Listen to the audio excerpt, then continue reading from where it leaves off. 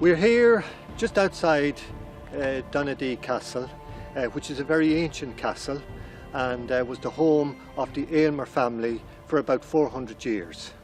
The Aylmers came to Donadea here in the mid-1500s when they acquired the estate. They built the oldest part of what is now Donadea Castle, and the oldest part of the castle would be that particular area that we see just to my left, and that dates from about the 1580s or thereabouts. We know that there was an older castle incorporated in that particular building.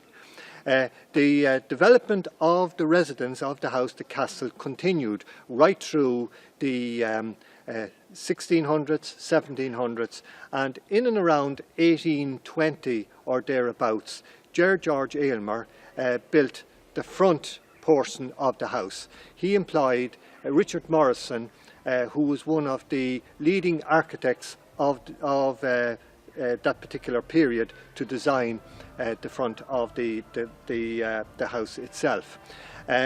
George Aylmer, who lived in the 19th century, was the most famous of the Aylmer family. He built most of the buildings that we can see here today in Donadea Forest Park as his own private domain. As I mentioned earlier, he built the house here in the 1620s. That was the front portion onto the castle. He rerouted the roads away from the estate and built the wall that we see surrounding the estate. George Aylmer died in 1878, and there was very little development carried out on the estate afterwards. His eldest son was the next baronet, and this man's daughter, Caroline Aylmer, was the last of the Aylmers to live here in Donadea Castle. She died unmarried in 1935, and she was buried in the Aylmer Mausoleum close by. After her death, the estate here was sold. It was acquired by the Department of Lands, and the Department of Lands continued to hold the estate up until the 1980s, when it became Donadea Forest Park. There's a great view of the castle. You can see and be able to date the castle better from the back than in the front. But the years are showing there, and it's only a matter of time till the splits, 1, 2, 3 splits there, as you can see. We'll get Mohan Frost and the agents of denudation into that. Something they'll give. And that was the entrance, needless to say, into the castle in the old days. There was a drawbridge going up there where you can see where it's cemented in, and they used to view out through the little crosses that look out through that to see what was coming. And the other side, of course, we have the water tower. The Aylmers were great people when they travelled. Yes. The man of the house did a lot of travelling in Africa, and they always brought back shrubs. Nowadays we bring back a tan to show off where we were. In them days they brought back the shrubs to be able to show it to their friends. Where I was, like, you know, and there's residue that are still around the park. The park, of course, is as it stands now, 640 acres, and the gardens would be only a small aspect of that. George, can you give us a brief account of the shrubbery? And I know there's American redwoods in the shrubbery. Oh, there is. The Californian redwoods, sequoia, there's 2 sequoias there. There's the sequoia gigantica and the sequoia sempervirens. The gigantica is the real big one, and they come from western North America, north of San Francisco. That's their natural home, and that's where they grow very, very big.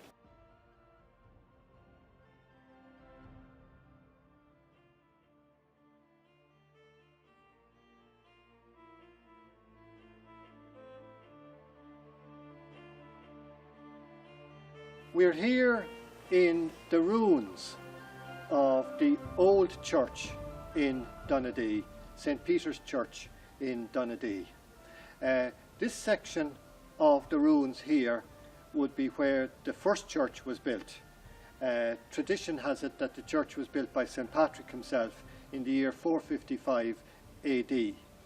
but the stone wall, the stone church would have been built by the Normans, and this is the ruins that we're in now.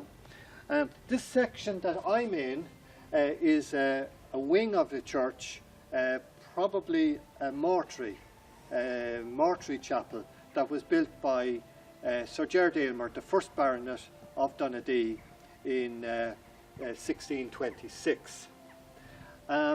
The church itself was demolished in and around 1812, and the present St. Peter's Church was built and consecrated actually 200 years ago this year, in 1813.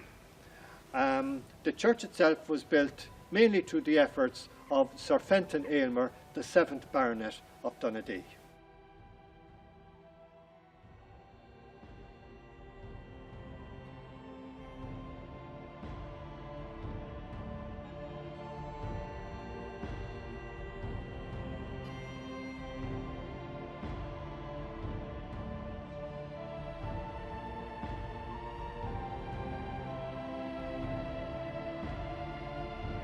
We're here at Donadea Lake, and there was a pathway that extended from the castle. In fact, it was a rather secluded pathway that extended from the castle to the lake here, and it went along this route here to these steps here, which was the steps down into the boathouse.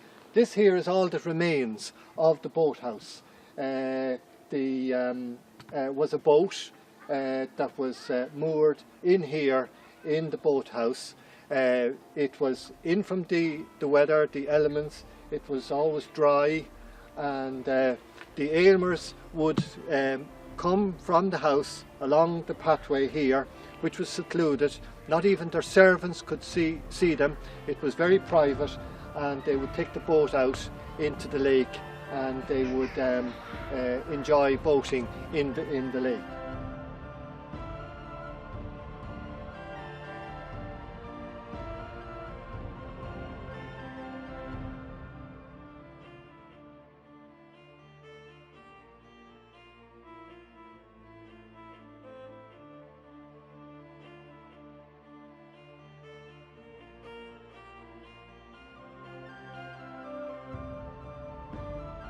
And Donadea Forest Park, as we started, was the home of the Aylmers. And Donadea Forest Park is here today, and the beauty that the Aylmers left us can be enjoyed by all here today in Donadea Forest Park.